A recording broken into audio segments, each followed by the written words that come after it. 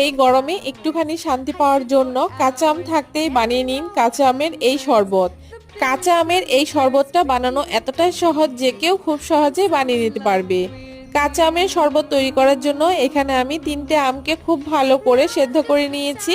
এখন ঠান্ডা হওয়ার পরে আম থেকে আমি পাল্পটাকে বের করে নিচ্ছি। আর তারপরে একটা মিক্সিং জারের মধ্যে আমের পাল্পটাকে দিয়ে দিয়েছি, তার সাথে স্বাদ অনুযায়ী চিনি ব্যবহার করেছি, এক মুঠো পুদিনা পাতা ব্যবহার করেছি, এতে টেস্টটা ভীষণই ভালো হয়। 1 প্যাকেট জলজিরা, হাফ চামচ বিট নুন দিয়ে দিয়েছি, সাথে হাফ বাটি জল দিয়ে খুব ভালো করে একটা পেস্ট তৈরি করে নিয়েছি। এখন এই পেস্টটাকে একটা গামলার মধ্যে ঢেলে নিচ্ছি। এখন পরিমাণ মতো জল দিয়ে দিচ্ছি। এই আমের শরবতটা একটু ঘন ঘন খেতেই বেশি ভালো লাগে, তাই বেশি জল দেওয়ার প্রয়োজন নেই।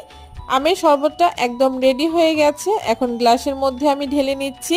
কাঁচা আমের এই শরবতটা খেয়ে বুঝতে পারলাম কাঁচা আম থাকতে থাকতে আরো কয়েকবার এই শরবতটা তৈরি করে খেতে হবে।